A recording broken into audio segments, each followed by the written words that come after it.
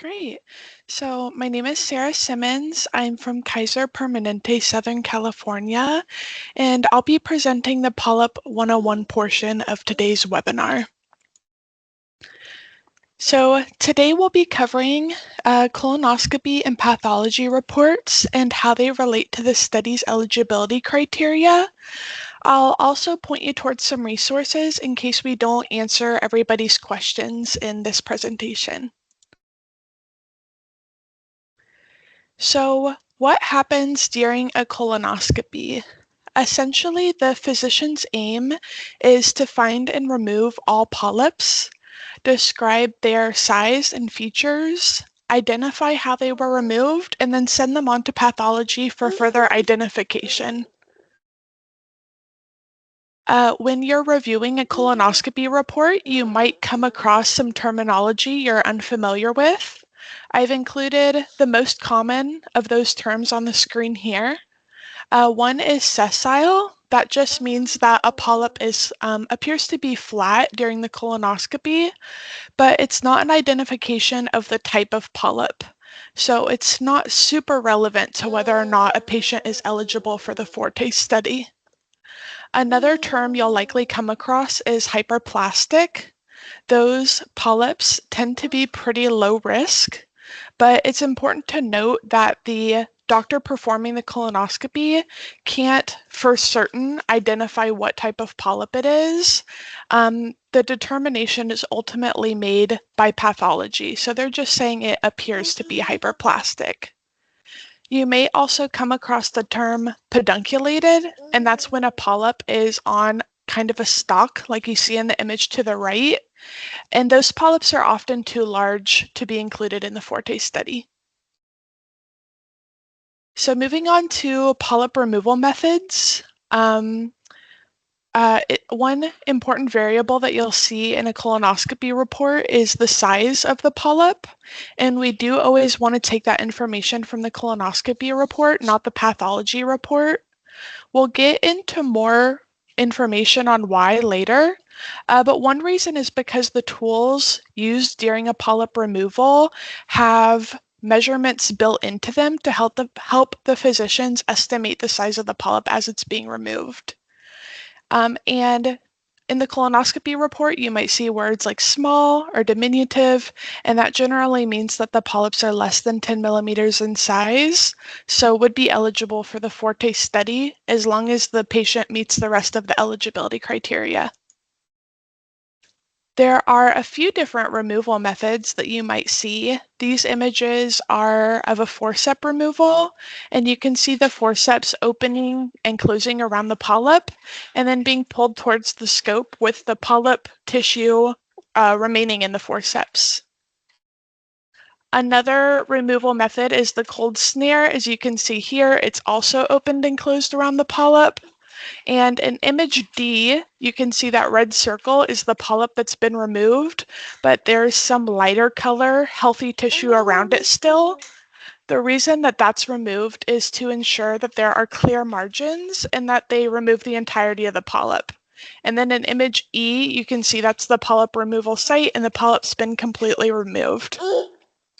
So going back to taking the polyp measurements from the colonoscopy report, for example, that sample that you see in image D, when that's sent to pathology, they might measure the entire sample, including the healthy tissue, which would give you an overestimate of the polyp size. Polyps can also be split into different fragments while they're being removed, and if pathology measures those fragments separately, it might give you an underestimate on the size of the polyp. So once the polyps are removed and described, they're placed into jars to be sent to pathology for further identification. And it's important to note that there's not one uniform way to jar the polyps. There will often be more than one polyp in a jar.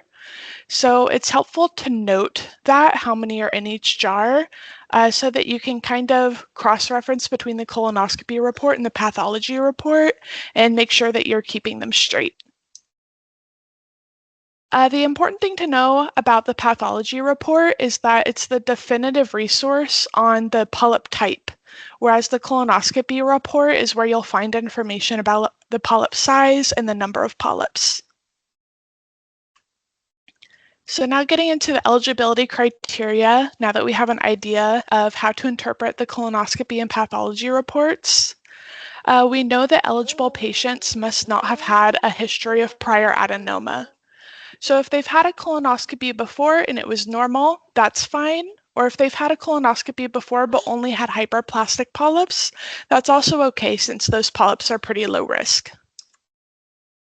What if the patient has had a colonoscopy before, but we don't have any record of what was found? I know that that's happened to me several times. Sure. Well, we definitely Okay. want to make sure that we make a sincere effort to get those past colonoscopy reports, but at times that just may not be possible for one reason or another. So if the patient was told that their results were normal or that there were specifically no adenomas, we're going to say that that patient's eligible for the FORTE study. It's very unlikely that they had adenomas. If they don't know what the results were, but they were told to come back in 10 years, they're also most likely eligible since that aligns with the findings of no adenomas on the colonoscopy. If the patient just remembers, oh, I think there were some polyps, but I know they were benign, unfortunately, that patient would be eligible because by definition, those benign polyps might have been adenomas. And I know personally, that's what's been most common to happen to me in this case. Another requirement of the study is that polyps have to be completely removed. You may still see in the pathology report mention of fragments. That's okay as long as in the colonoscopy report it says that they were completely removed, because like we mentioned earlier, sometimes they can fall into separate pieces during removal. Sometimes there might be polyps mentioned in the colonoscopy report that then are not mentioned in the pathology report, or the pathology report might even say something like no polyp tissue found. This can be due to a polyp being lost somewhere between removal and being sent to pathology. So keeping that in mind, and that we're looking for patients with 1 to 2 adenomas, if there was one polyp removed during the colonoscopy and we don't have pathology results for that, we have to say that the patient's ineligible since we're not certain whether or not they had the one adenoma required for enrollment in the study.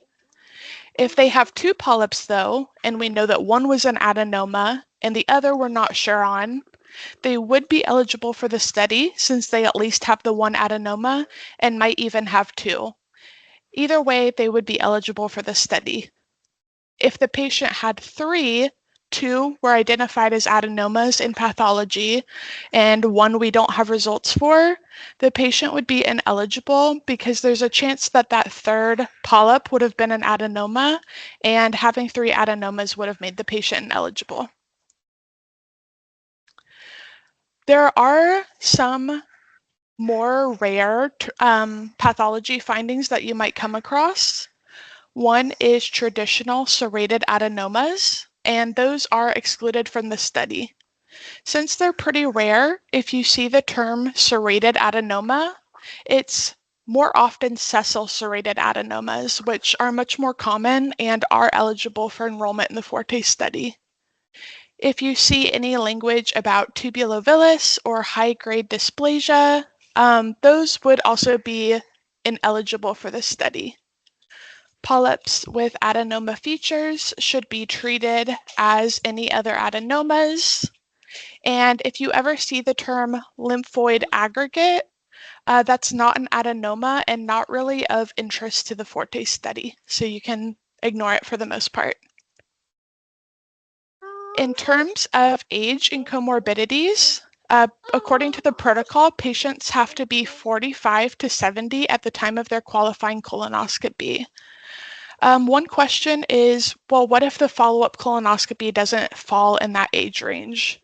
And that's not a problem if a patient, for example, is 65 when they're randomized and they're randomized into the 10-year follow-up group. They'd get that follow-up at 75 and that's okay. Patients are also ineligible if their life expectancy is less than 10 years at the time of their qualifying colonoscopy. I think that would be pretty rare, that they would be doing a screening colonoscopy. But if you have any questions about that, it's best to defer to your site's PI. Another important distinction is IBS versus IBD. They're pretty similar terms, but IBS, irritable bowel syndrome, would be eligible as long as they don't have any other ineligibility criteria, whereas IBD, inflammatory bowel disease, would be ineligible, and that would include ulcerative colitis and Crohn's disease. I wanted to give a special thanks to Dr. Duker. I reused a lot of his slides from his POLYP 101 presentation. It was an hour long, so much more in depth, a lot of helpful details. So I'll drop that in the chat just in case you want a more comprehensive overview of the POLYP 101 information. And sometimes tricky cases pop up that aren't clearly outlined in the protocol. And in that case, you can always give the FORTE at NRG Oncology email, reach out to them if you have any questions. Thank you, everybody. And that is the end of my presentation. Okay, let's get started. Hi, everybody. Welcome to the FORTE coordinator session. My name is Kristen Kotsko. I am director of the clinical coordinating department at Energy Oncology in Pittsburgh. My hat for that is my group answers clinical questions for breast cancer and colorectal cancer trials that come out of this office. But I also work with Cheryl Liao, Rocky Schoen, and Jeff Duker on the FORTE trial. So it's my other hat, my FORTE hat. And I'm going to do a very brief update about FORTE. Can I see a show of hands as to who on the call has entered a patient on the FORTE trial? Go ahead and raise that virtual hand, please.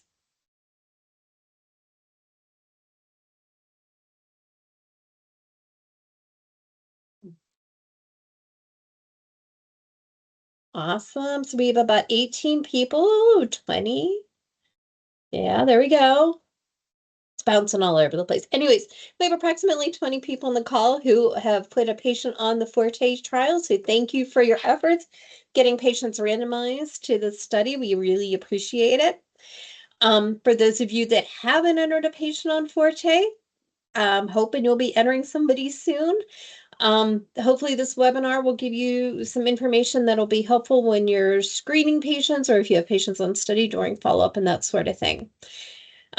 As of about 5 minutes ago, there are 3,169 patients entered on the FORTE trial, which is phenomenal. I would, woohoo. And if I could do a jump up and down and not hurt myself, I would, but it would be not a good thing. For this month so far, we have had 28 sites put one patient on, at least one patient on the study. It's phenomenal. You guys are doing a fantastic job. So Cheryl has updated this slide to reflect this information.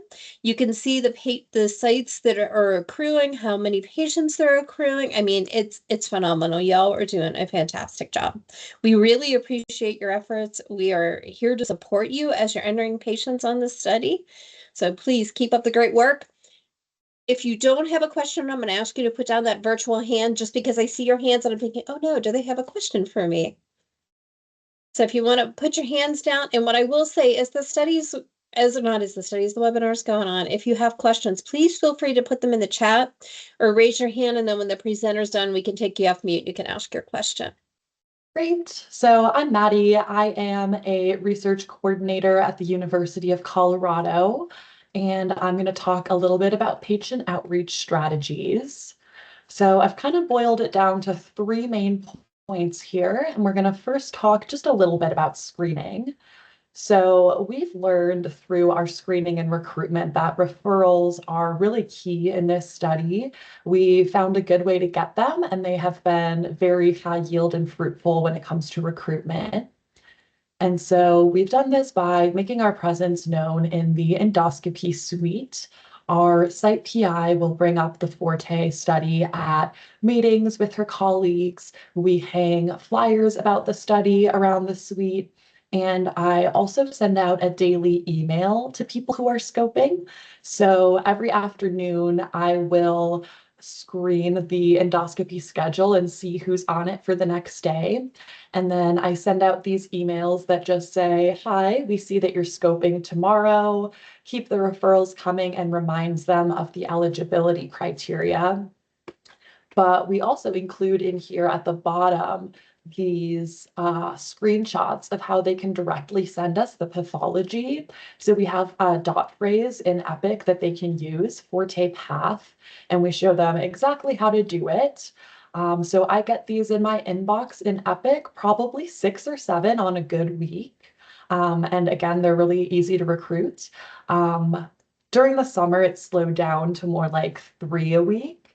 But we always have our probation pulls to fall back on. So just as a supplement, a kind of backup is our probation pulls. I'm sure you guys work with these too and have seen them, but we just go through the procedures. It's pretty low yield. The referrals are a lot better if we can get those. I'm also going to speak a little bit about helpful language when speaking to patients. So something that I think sets us up for success at my site is multimodal communication. So the first time we reach out to a patient, we send them a message through an app called My Health Connection. And this is linked to their Epic. They can message their doctors in here and see test results and stuff. So we first send them a message through there, telling them that they might be eligible for this study and giving them contact information if they want to reach out. And then we follow that up with phone calls. So I've found that once I get them on the phone, it's useful to reference that message and kind of just cues them in that I'm not a spam bot. And then once I do have them on the phone, I have some kind of talking points listed out here that are helpful. So one thing that really helps build trust is name dropping.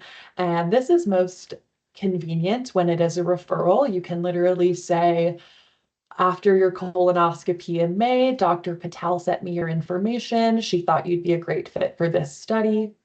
If it wasn't a referral, you can always still mention the name of the person who did their procedure.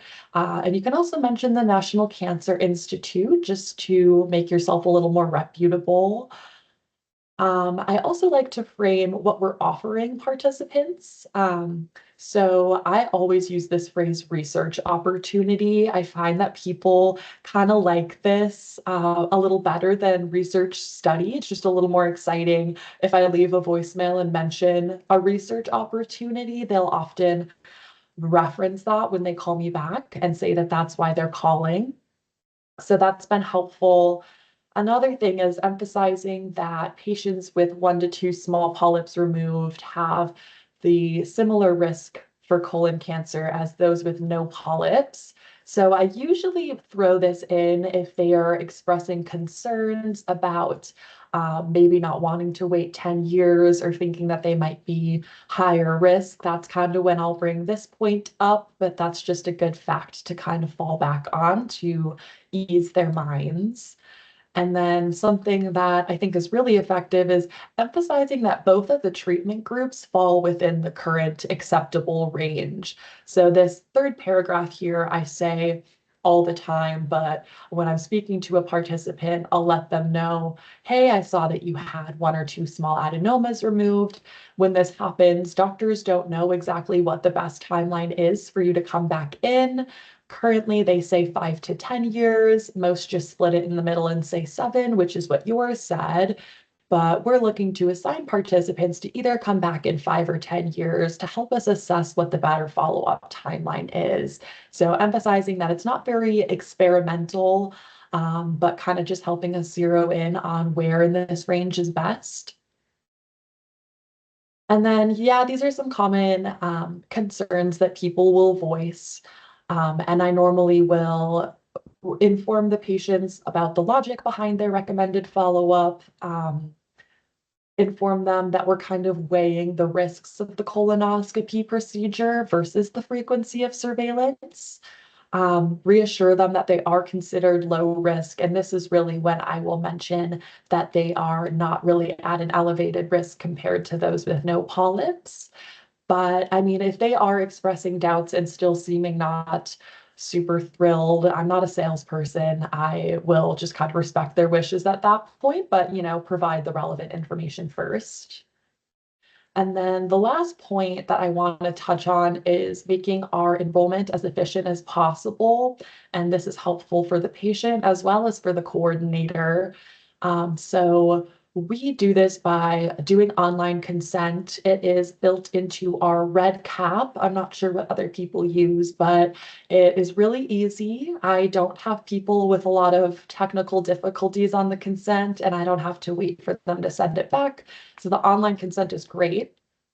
And then when I have a patient on the phone for the consent call, after we get them enrolled is usually when I'll say, let's schedule that blood draw while I've got you on the phone. I try to knock those out sooner rather than later so they don't get forgotten. And I also try to make it as convenient as I can, maybe piggyback with an upcoming appointment. And then when I do meet them for their blood draw, I provide them their stool kit. So you kind of get like all of those year one activities just done right away. And that's made enrollment move really smoothly. And that is all that I really have. All right, well, hello. I'm Anna. I am the lead coordinator for FORTE at the Bay Pines VA site, and I'm just going to share with you briefly how my site handles the recruitment call. So I'll start off with just a few tips and tricks. First off, I think it's really important to start the call off by identifying myself very clearly. So first I'll verify their identity and then I'll introduce myself. Hi, I'm Anna. I work in research at Bay Pines VA, and I'm calling you regarding an invitation you received to participate in a study that is sponsored by the National Cancer Institute. So that way you're kind of touching back on the letter that was sent, and this helps to legitimize yourself, in a world where it's full of phone scams. I think it's really important to make this point to hopefully reassure patients that this is not a fake call. I always start off by being considerate of their time and checking in if they even have a moment to talk about this before I launch into my whole spiel. I'll ask, do you have a few minutes to talk? Am I interrupting anything? If you'd prefer me to give you a call at a different time or a different day, then we can arrange for that. Just like Madeline had talked about, I really make it a point when I'm introducing this study to emphasize GI support. So I'll explain to them, GI is involved with the study at our facility, and your provider is aware that you're being offered to join the study. I'll tell them something along the lines of, we work hand in hand with GI, and your provider identified you as a good candidate for our trial.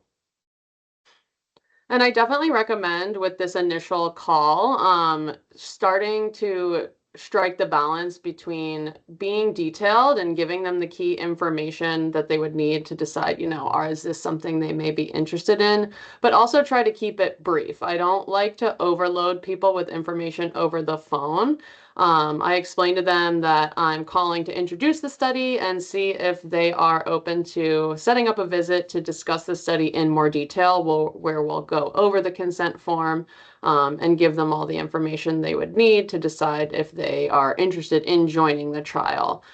So yeah, balancing giving that key information and answering and expanding on any questions they have, while also keeping it brief to not get folks confused over the phone.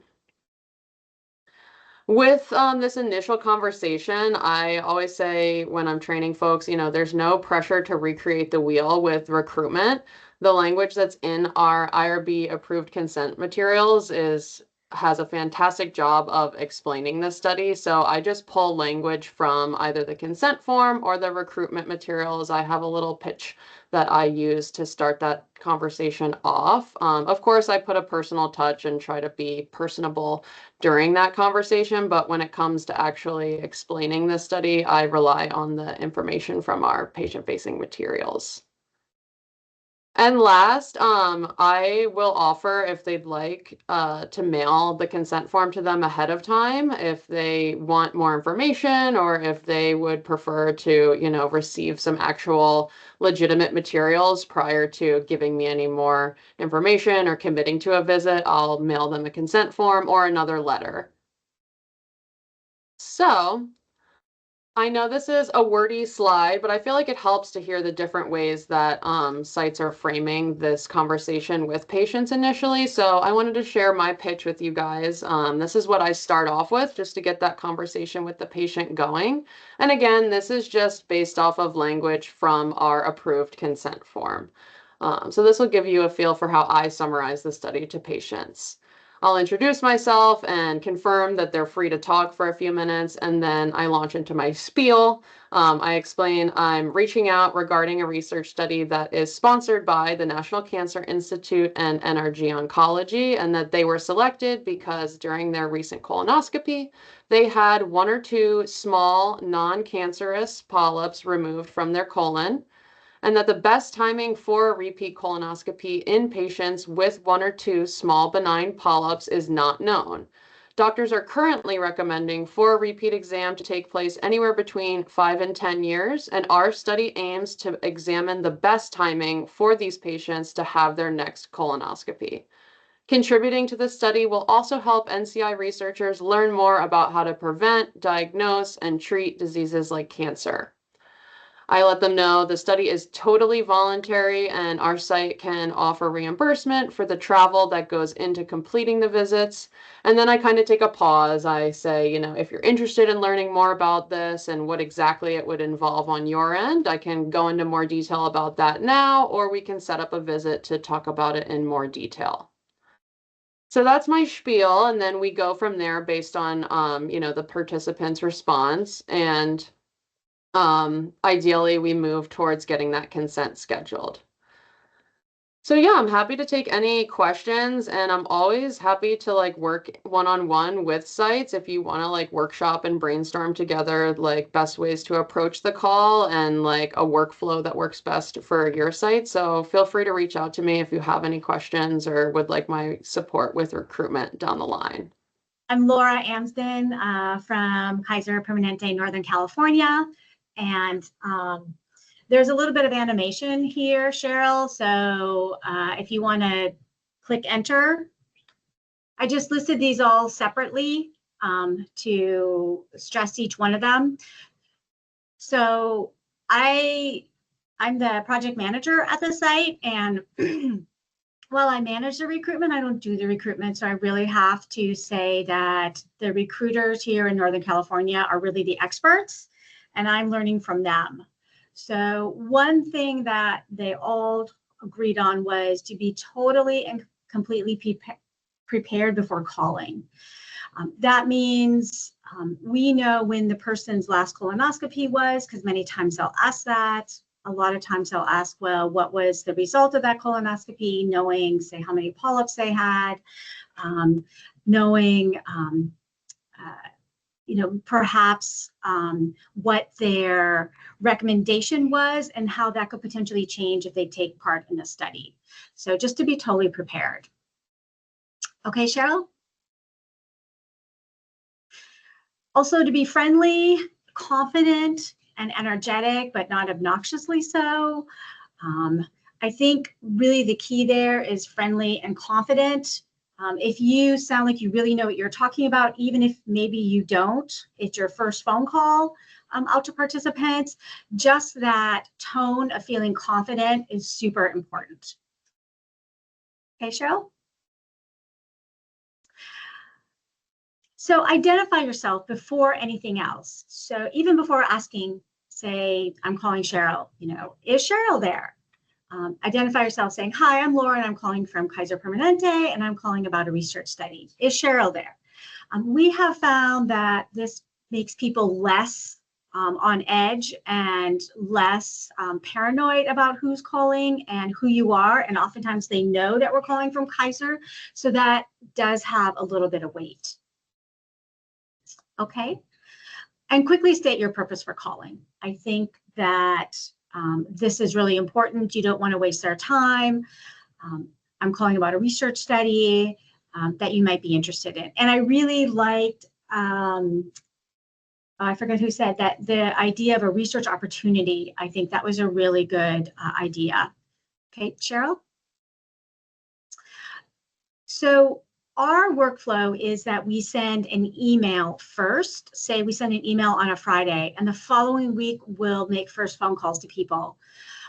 So we ask if the participant saw the recruitment email, as opposed to, oh, did you read it? Because a lot of times if they didn't read it, they feel like they should have, and they might get put on the defensive. And if they at least saw it, then that helps legitimize what we're calling about. Okay. Also, ask for permission before taking up time to go into details. And that was mentioned just before also. Do you have 5 more minutes? Or do you have a couple minutes to talk about more details after you give your first elevator pitch spiel? Next one.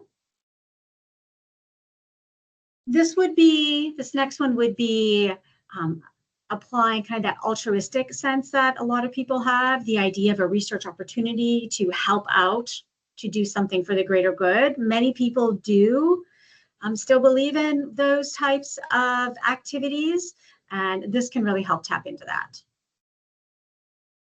Okay. Also, to be totally and completely clear about randomization, people cannot choose which group they're in.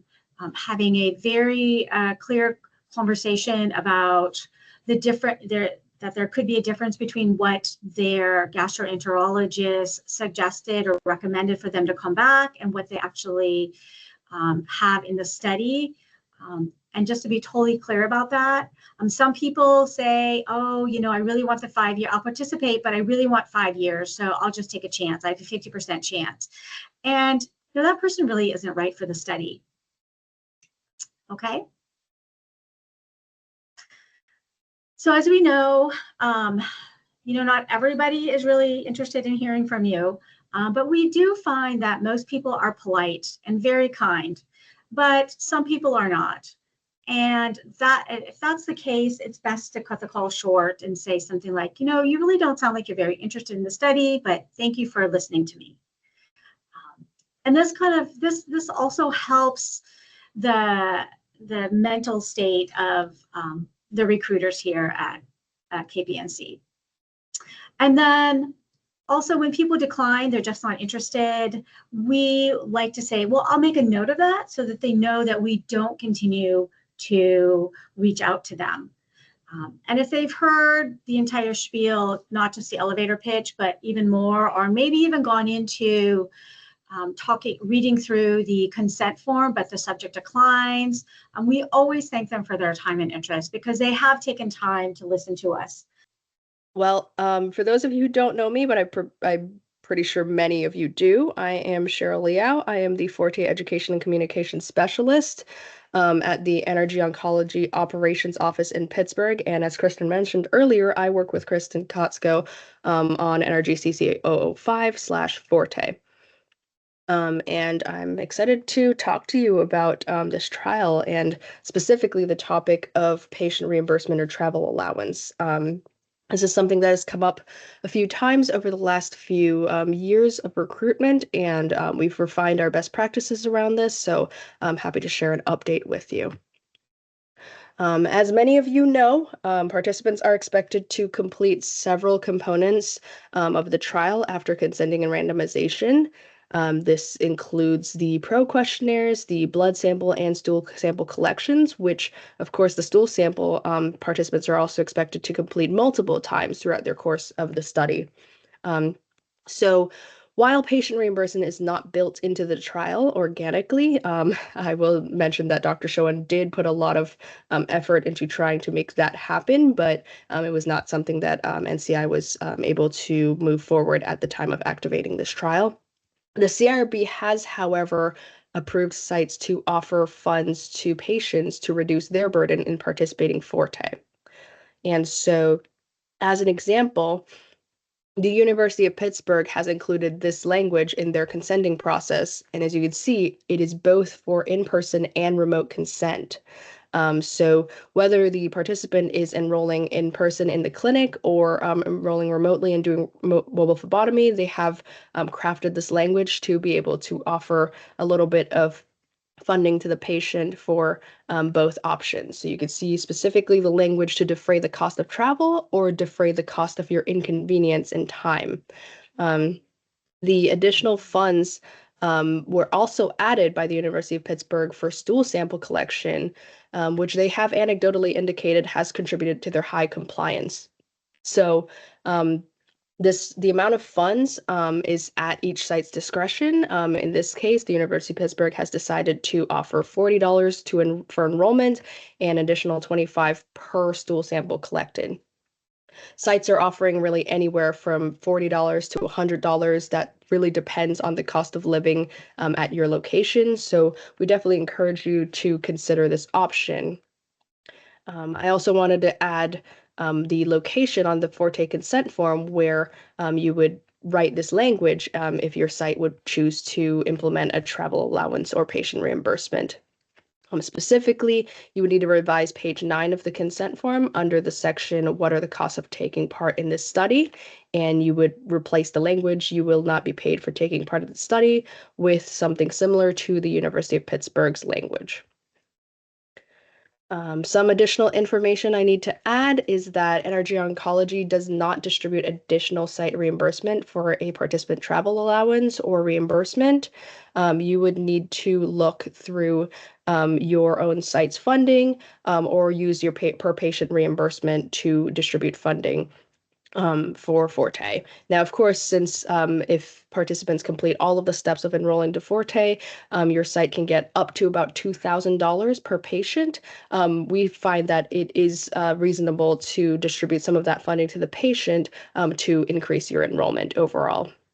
Likewise, definitely review your local IRB guidelines to determine whether the addition of this travel allowance patient reimbursement would require local IRB approval and what that looks like at your site. And of course, lastly, check within your site to determine the best method of distribution, whether that's a gift card or different methods that sites have pursued.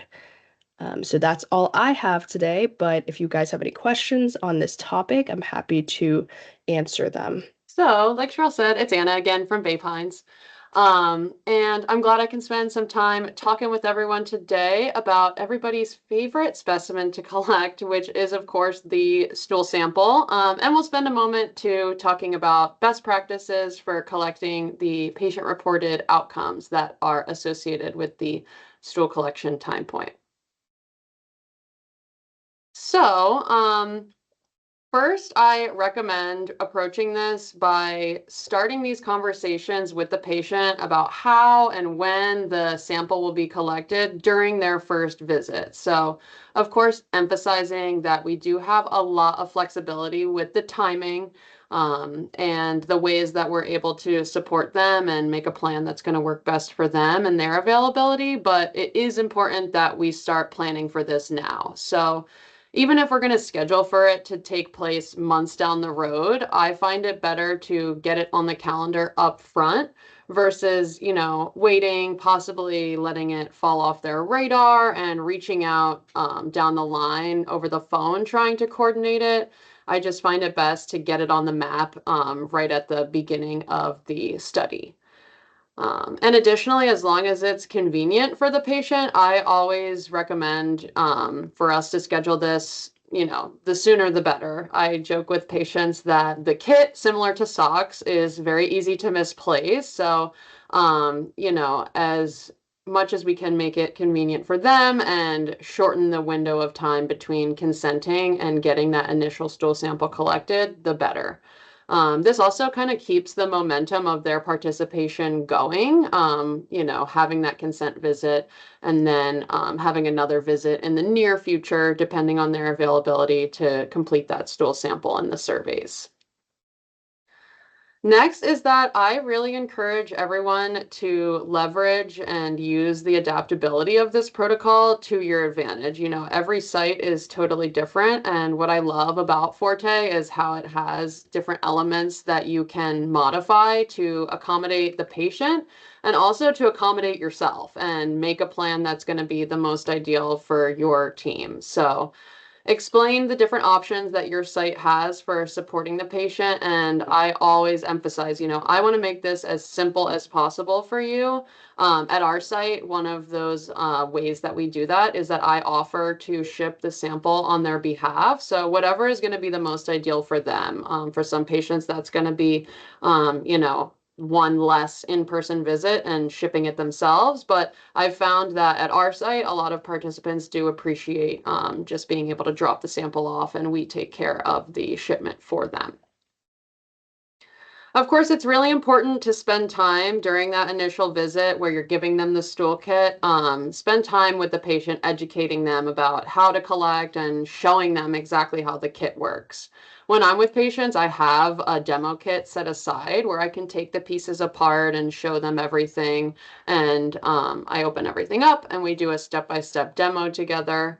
And for some patients, the stool collection is going to be a bit more daunting than for others. And also, everyone has a different learning style. So I want to make sure that each patient feels appropriately prepared to collect. And I always encourage them that when the time comes, they can reach out to me if they have questions or need a refresher. There is no pressure to memorize all of these instructions, during that conversation. I can always go over it again with them when the time comes to collect.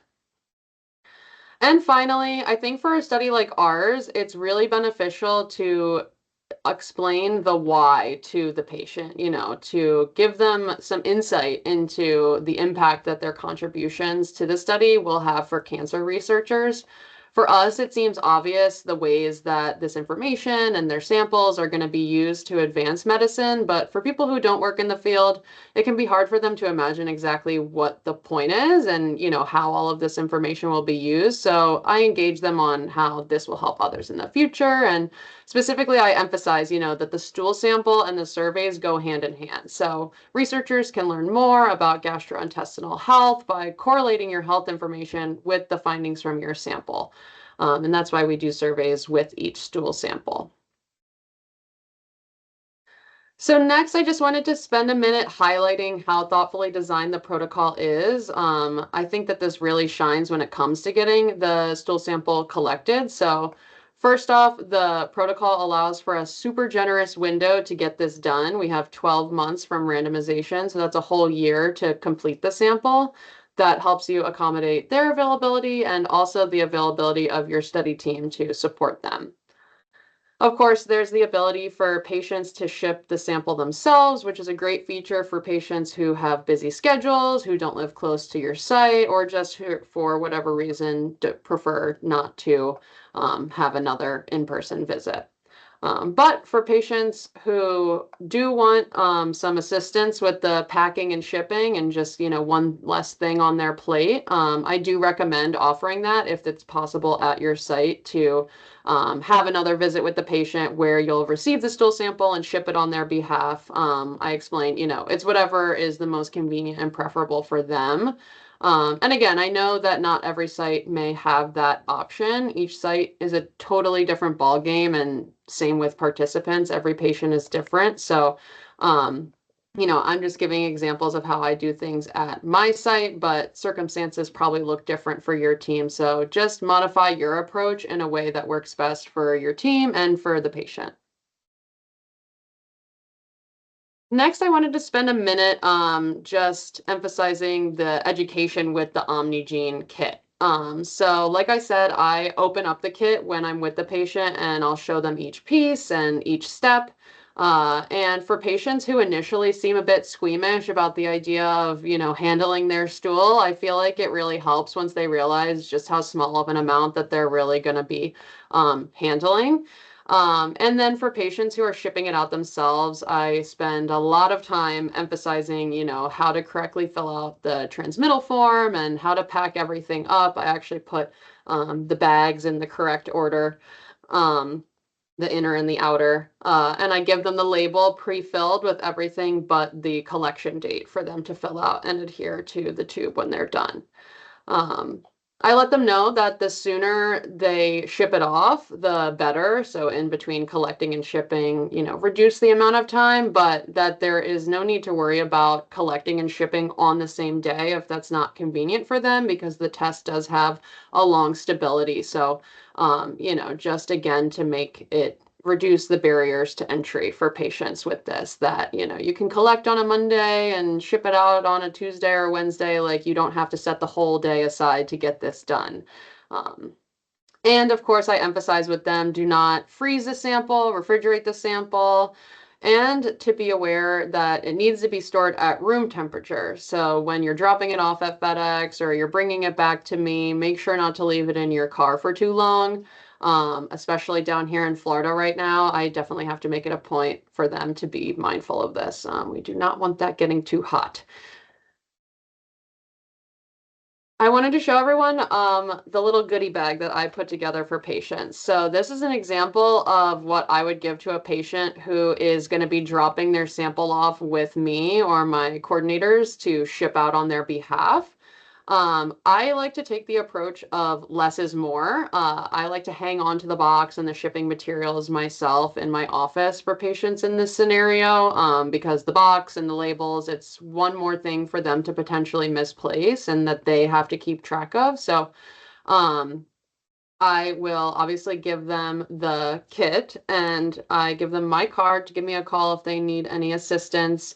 I like to give them a complimentary pair of gloves, just again for people who feel a little bit squeamish about dealing with their stool. And then I actually give them a spare bio bag for patients who are not going to ship it themselves. I have a ton of extra bio bags at my site, so I will give them a different bag just because, again, it's one less thing for them to mess up, and I like for everything to be perfectly packaged when I send it off to the biobank with the correct bags. So you know, patients always find creative, surprising ways to do things incorrectly. I say, just like kids, you know, patients do the darndest things. So, yeah, this is my goodie bag that everyone gets. And then, of course, for patients who are shipping it themselves, I give them the shipment materials, the transmittal form, and also the surveys with a return envelope to send those pros back to my site. I wanted to walk everyone through kind of the different ways that we approach the baseline visit and getting this baseline stool sample collected at my site. It's a good few examples of the customizable nature of the protocol. Like I said, I really appreciate how FORTE has these elements that you can modify. So these are just a few examples of how I kind of plug and play with that to make the most ideal plan for the patient. So traditionally, I will do everything up front with the patient. At that consent visit, we'll do the randomization. They'll be made aware of their randomized time point. We do the baseline pros and also collect the blood sample.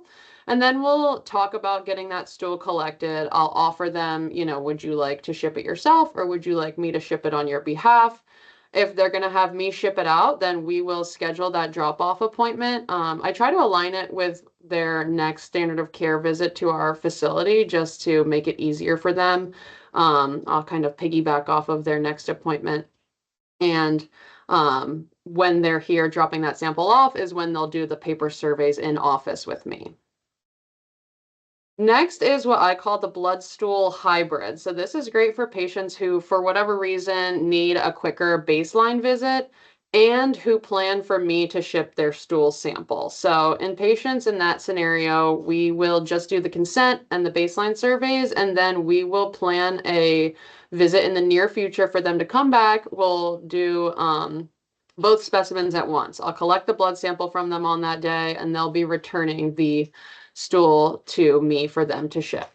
I find this to be really good for retention. It's just an extra in-person encounter with the patient where you can spend time building rapport and also going back over, you know, the key points of the study, because sometimes during consent visits, it's like information overload for certain patients. So it's a good chance to re-educate them on, you know, their assignment, their responsibilities, and what to expect from this study.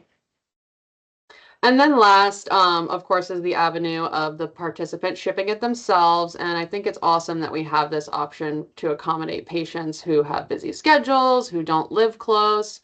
It just makes it so much more convenient for the patient to get this done. Even in situations where the participant is going to ship the sample themselves, I don't like to leave the timing open-ended. I want to balance the participant's convenience while also still minimizing the amount of time in between the consent and the stool collection. So even in the scenario where they will ship it themselves, we plan for a day or, a week that they plan to get this done. And I put that on my calendar so that I follow up with them by phone just to check in. Do you need any support? Do you have any questions? And just making sure that it hasn't fallen off of their radar. And of course, if I'm not going to see them in person again before they ship the stool, we spend a lot of time walking through how to pack everything up, label, and then that the surveys need to come back to me and not to the biobank, making sure that they have that return envelope to send those back. And my last thing I wanted to spend time with you guys on is just going over the importance of those surveys and how we approach them here. So I find that it really helps to remind patients of the point of the surveys and how it's going to help National Cancer Institute researchers better understand gastrointestinal health, just to get them invested in their contribution. I recommend familiarizing yourself with the questions on the survey to be able to help them when they need something clarified, because I'm learning new things all the time from these surveys and the questions that the patients ask me for help with. I've often been asked to help calculate serving sizes, so I've learned a lot of dietary math. Definitely make sure to remain neutral, though, when you're talking with patients about the surveys and helping them, respond to the questions. You don't want to influence their responses at all. So I try to be helpful when they're asking me questions, but I have to explain, I can't help you interpret the question. Sometimes folks will ask, well, what should I put if XYZ? And I'm like, well, I can't tell you what exactly to put, but, make sure you're just answering whatever feels the most accurate to you. And lastly, with the surveys, I reiterate the, the confidentiality and that they are allowed to skip any question that they prefer not to answer. So I emphasize, these are only being used for research purposes, but even so, if there are things that you'd rather not answer, you are not required to provide a response. You are free to skip over anything that makes you uncomfortable. And I put my contact information here at the end just so that anyone who has questions or wants to spend time talking about how to do this most efficiently at your site, you're welcome to reach out to me anytime. Like I said, every site is a totally different ballgame. We're all special in our own ways. So customize these approaches based on what fits you best. And if you need any help brainstorming that, feel free to reach out.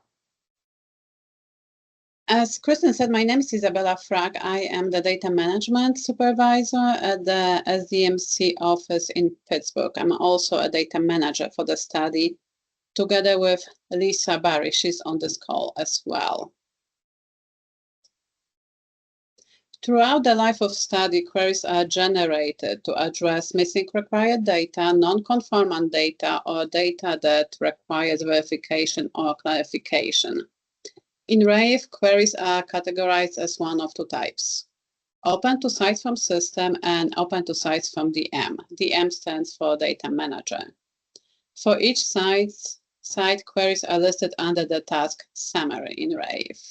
If you click on non-conformant data or open queries, this will give you a list of participants with open queries.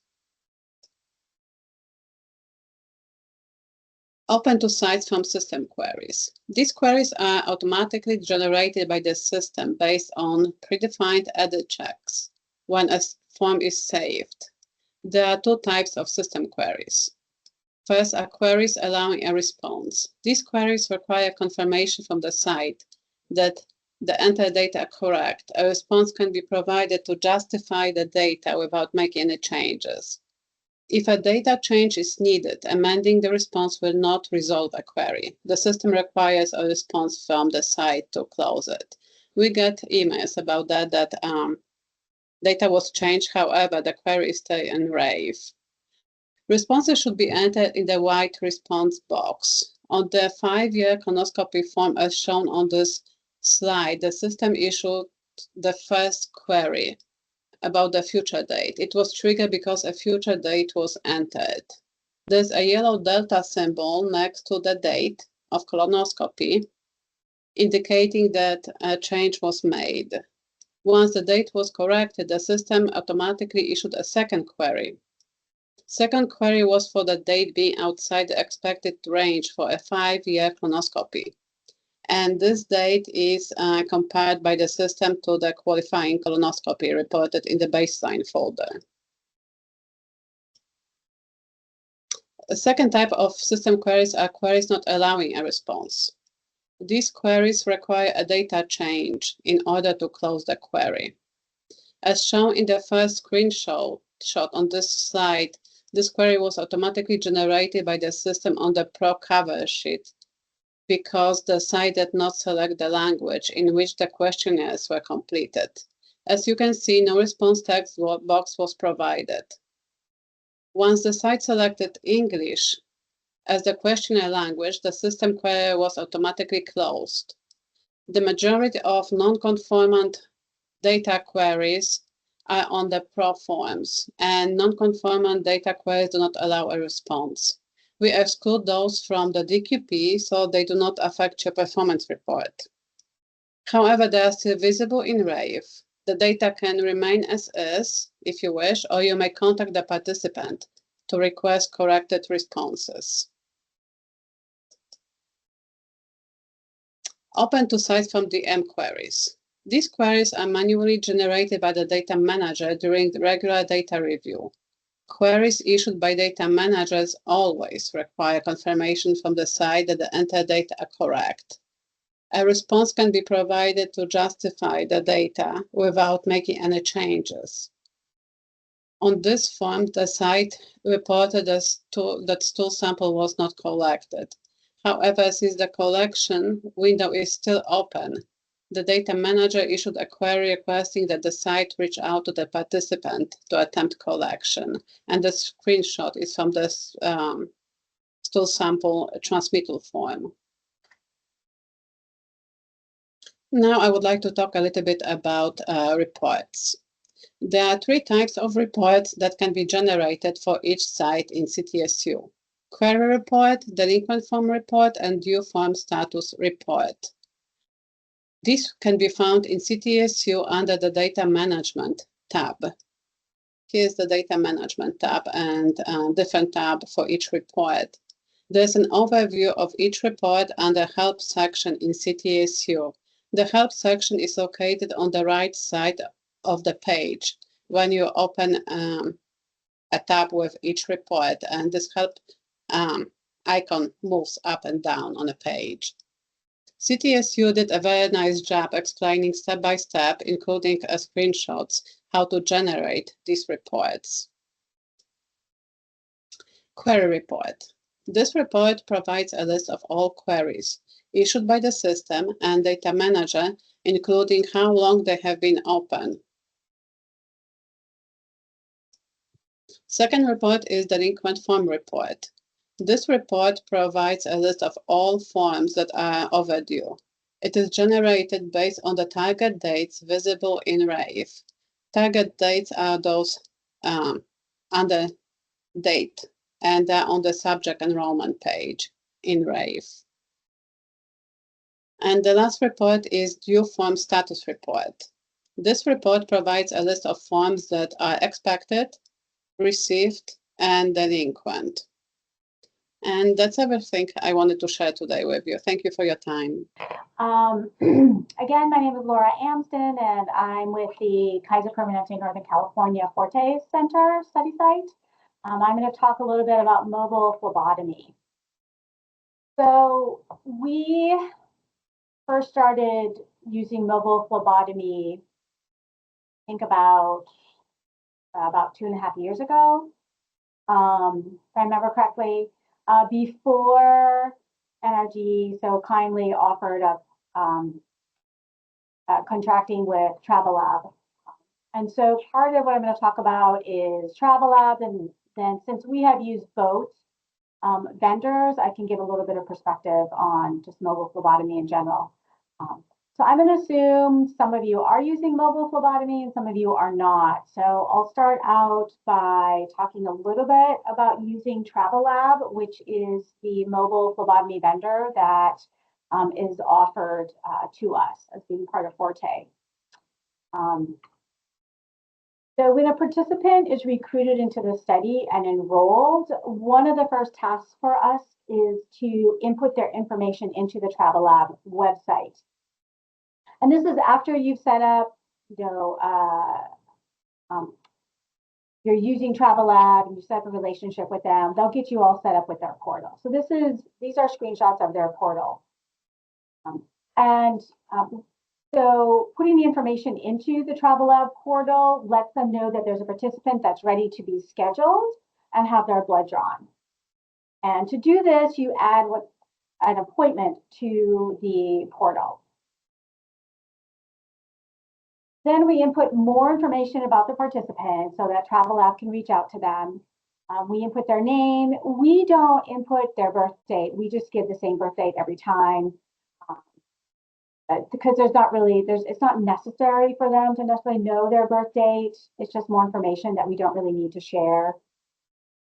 Travelab will then reach out to the participants by phone, for us by phone to schedule. And note that at this stage, it looks like you're scheduling an appointment, but you're really not. You're merely requesting that Travelab phlebotomist reach out to the participant. And they'll assign the appropriate phlebotomist that's closest geographically to that participant to schedule the blood draw. And when an appointment is set up, Travelab sends for us, we set it up so that Travelab sends that appointment reminder and confirmation to us here. So at this point, we receive this email from Travelab, and we know that Travelab has reached out to participants, talked to them, and they have set aside a convenient time for the phlebotomist to go out to the person's home or wherever they've arranged to have the blood drawn. And then we forward this email to the participant, and it's coming from us here at Kaiser, the FORTE KPMC at kp.org website, so that they recognize it.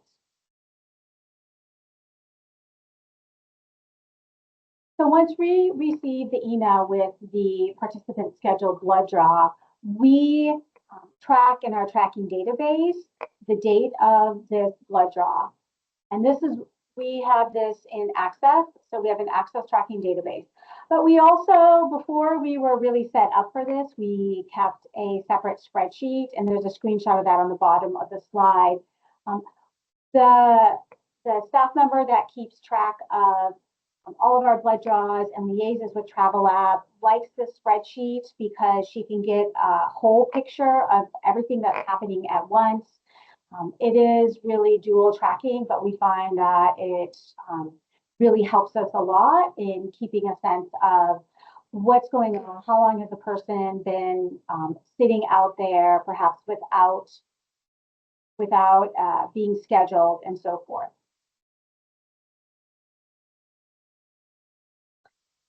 So let me talk a little bit about successes and challenges. Successes with Travelab are that we don't receive any invoices. You as a study center receive no invoices. You're not managing that part of it. Travelab has really, really responsive management. We've had very little time between when we say have an issue, something needs to be resolved, and them responding to us. Their portal, as you can see from the screenshots, is super user-friendly. You can go in and see a participant that has been entered in there. You can see the date and so forth of the scheduled blood draw. You can see that the blood draw was drawn and sent.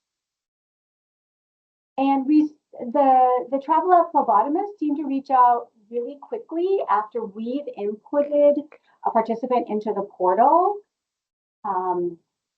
Last week, there was something like we had 10 requests, and on that same day, 4 to 5 appointments were scheduled. And this is really pretty quick, but we find that within a day or so, a good handful of appointments have been scheduled. And that, of course, means participants are responding to their phone calls, but that also tells us that phlebotomists are reaching out pretty quickly to get those appointments scheduled. So some of the challenges we've had, even with TravelLab, is that not all parts of Northern California are covered equally. So we do, granted, have a large geographic area that we're covering. And we can only expect that some locations have no field coverage at all. But this does fluctuate due to staffing. They may lose a phlebotomist at any given time, or there was one particular area that we had participants that were being enrolled in that they had no phlebotomist coverage, but Sarah at TravelLab had indicated that they were looking to hire a phlebotomist there. So it does fluctuate. Some blood draws, as you would expect, are denied by NRG because mileage is too costly. You can't, it's hard to pay for everyone because some people do live pretty far out in the countryside here in rural California. Another challenge in general to blood draws being done in the home is that we send a blood kit to all participants, some of whom never do a blood draw. And it's costly and time consuming to send blood kits to everyone. It's about $10 a kit to send in the regular mail. So every kit we send is about $10.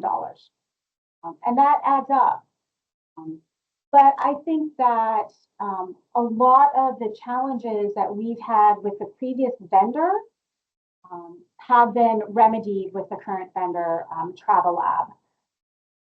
And so I can only thank the NRG for reaching out and doing this because it's certainly so much easier for us. We're spending a lot less time and energy. It's way more efficient. TravelLab is very efficient.